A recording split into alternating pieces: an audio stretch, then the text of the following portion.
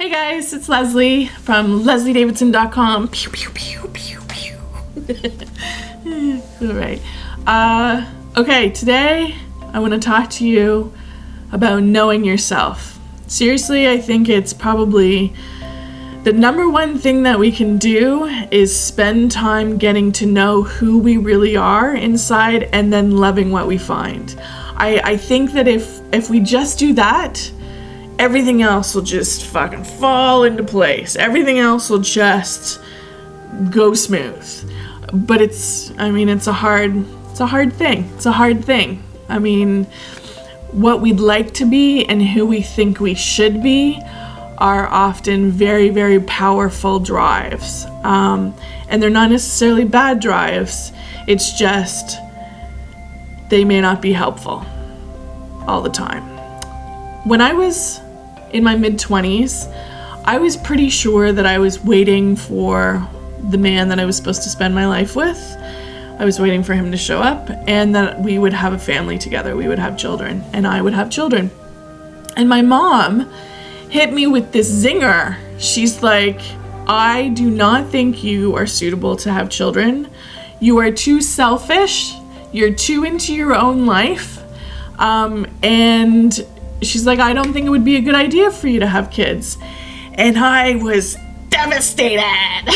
Like, I was so mad at her. I thought, wow, fuck you, Mom. And I was so mad. I just thought, she doesn't know me. And how dare she say something like that? Because my mom had just taken a jab at, my life dream, my plan for my life. That's what I was gonna do. Of course I was gonna get married and have kids. Of course I was. Totally haven't gotten married, totally don't have kids. I didn't realize really what she was saying until my boyfriend Keith came into my life with his passel of children. He has four children. And I see two of them regularly. Two of them come every other weekend and spend their time with us. And I saw firsthand how not suitable I was to have children. Okay? Don't get me wrong. I like kids. I think they're great. I am too selfish. I am too into my alone time. I am too into my own life and the things that I like and what I think are important, that I would have been a terrible mother. I really would have been. I would have sacrificed myself to raise my child because that's what you should do. And I'm built that way, so I would have done that. And I would have resented that kid the whole time. And that's horrible. That's horrible. That's a horrible, horrible thing. And my mom saw that. She saw that in my mid-20s and she's just like, don't have kids. Don't have kids. And the thing is that I think my dad shouldn't have had kids. I mean, that's a terrible thing to say because if he didn't, I wouldn't be here right now as I am. I would be different. We'll talk about that later. But I wouldn't exist like this. My father didn't have children. But I grew up with a father who I could feel resented me being there. I felt that my entire childhood. I felt very much in the way, and I would never ever want to put any other child through that. That's a terrible way to feel. It's terrible. And I don't blame him because I don't think he felt he had the choice. And maybe he thought he wanted kids until they showed up and found out that they were completely all-encompassing. Like, they completely changed your life to be all about them. I mean, kids are. It is what it is, right? It is what it is. But what I'm trying to get to is the point that is knowing myself. I didn't know myself when my mom said, don't have kids. I did not know myself. And then I did, and it turned out way better because having kids would have been a nightmare. I think it's important. No, I don't think. I know it's important for us to embrace who we truly are, to let go of the shoulds that stop us from living our truth, because it doesn't coincide with what others think that we should do, parents, family members, society, or we don't live our truth because it doesn't coincide with what we think that we should be doing ourselves. This is really important if you're doing a creative soul first biz, because oftentimes your decisions are not going to be necessarily acceptable to family members and to people close to you. In order to do this, there is a sacrificing of a lot of other things in your life. If you want to have a creative biz, whether it's art or writing or singing or acting or whatever, that is your focus. And there should be a sacrifice of almost all other hobbies and things. Your social life is probably going to become much less because of the amount of time needed to devote to your creative biz. And this is what happens. This is what you should expect. And this is what is difficult sometimes, is because people, especially artists that I talk to, want to have an art biz, but they want to have a successful art biz, but only do the work of a hobbyist. And it doesn't work. It doesn't work. The amount that you have to be working on your art, on your creativity, is all the time. It's every day, it's all the time, it's when you don't want to. Okay, you can't wait for the muse to strike or to feel like you want to work. You got to be working all the time. I got a letter from a woman by the name of Irene, who had went to a speaking gig that I spoke at about art marketing. And this is an art group in my area and all of them would like to make some money. Right. And so I told them truthfully, I went through the marketing and what was required, and a lot of them were really put off. And Irene, just because it's not what they thought, it's not as easy as they thought. It's not just making a bunch of pictures and then selling them. It doesn't work that way. How we wish if we just made this stuff that people would come and give us money for it. It doesn't work that way. And Irene said she put a lot of thought into it. And she decided that she was going to let go of the idea of an art biz because she didn't like the pressure. She loved painting. She loved being involved in the joy of painting, but the pressure of the marketing and the promotion and the selling, and then the feeling bad if she didn't sell, interfered with the painting process. She says it wasn't worth it. She apologized. She was so sweet. She's like, I'm sorry. She said, I can see how it's for you. I love business. I love marketing. I love promoting. Basically, it's just me communicating with you. It's me talking to you guys. Who wouldn't love that? So you guys rock. She said, I'm sorry, I can't do it. It's not for me. And I was thrilled. She thought I was going to be disappointed at her, but I was thrilled. This is part of knowing yourself. You come to a crossroads where you realize what you need to put in to make a business work, and then you realize what you actually want to be doing. Make the choice to what you actually want to be doing. Okay, so I'm thrilled that she knew that she did not want to put all that effort in to make it successful. She was happy to be a professional hobbyist. Her level of talent is exceptional. She's exceptionally skilled. And listen to this, she's exceptionally skilled, she makes beautiful work that people like, but she understood that she was not willing to put in all that extra work to make it into a business. This is so important. You must commit to the business part of it. You must commit to make it successful. And you can't just commit once, you have to continually commit all the time, over and over again, to do the business part of it. And it's okay if you don't want to do that. Irene was like, forget it, I don't want it.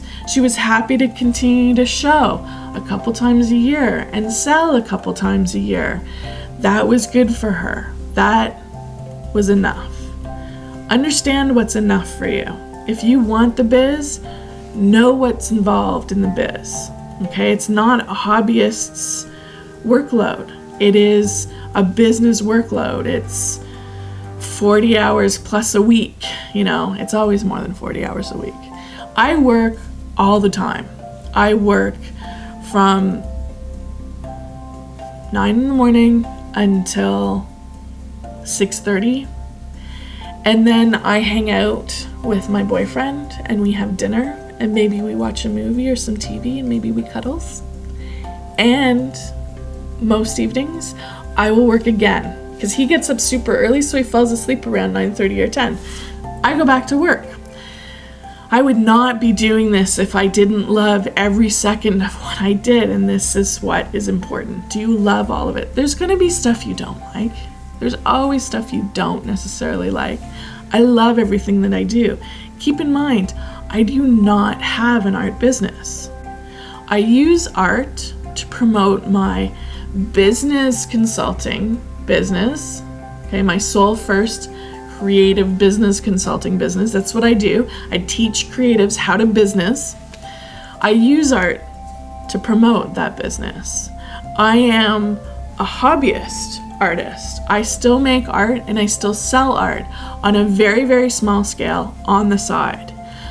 I do not want to make art that much. Okay, I do not want to make art as much as is required for me to have an art business because I love to write. I write a lot. I write every day. Every day I write. I write more than I make art. I am more of an author than I am an artist, which is interesting because I have an English degree.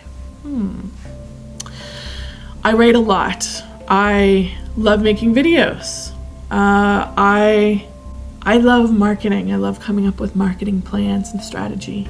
I love all of that stuff, and that's why I don't have an art business.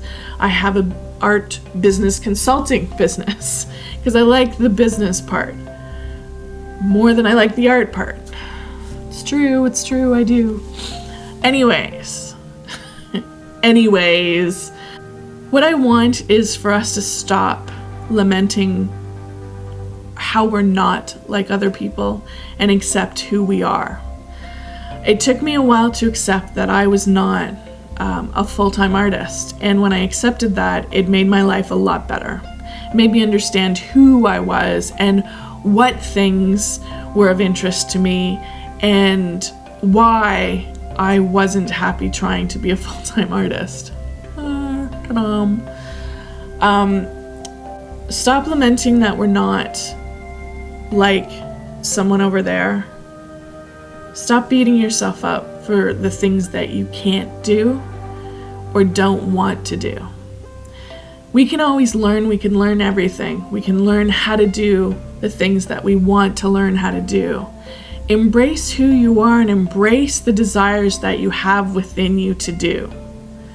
Those are the map. Those are the roadmap. Your desires, your true desires that you will do at 11 o'clock at night after a full day of work, those are the desires that are the roadmap to your life.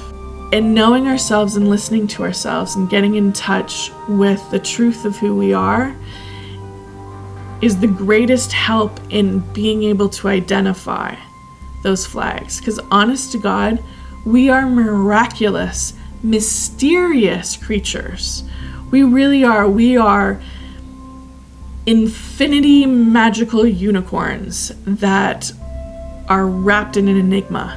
Like seriously, I don't understand anything that I think or do until I write it down. I have to journal because I barely understand where I'm going or the plans that I have in my head until they're written down. I'm 42 and I just realized that like last week. I'm constantly a surprise to myself. Anyway, you guys are magnificent. I do this so that you remember who you are and what you came to do. We are in constant state of remembering our soul self. 16 fucking minutes. I mean, honest to God, I try and get these like down to just... Anyways, it's good talking to you. Check out the blog. Sorry, cat hair. Check out the blog. I'm gonna link it here because I wrote a bunch of other stuff too. It's associated with this, but I had a big cry when I was writing it yesterday. I had one of those moments of getting really connected to why I do this work and how important it is to me because of how amazing pants you guys are. So check that out. I had a big cry. I cry when I'm happy. It's very confusing for Keith. Okay, I'm done. Thanks for listening. I love that you guys are here. Please let me know if you would like to learn something in particular. I am always open for questions and recommendations for videos, for art videos, or marketing and promotion videos. Send me a message or leave a comment or whatever. And like the video. Could you please like it? Like what I do. It's for you. All right, thanks. I always go off the rails.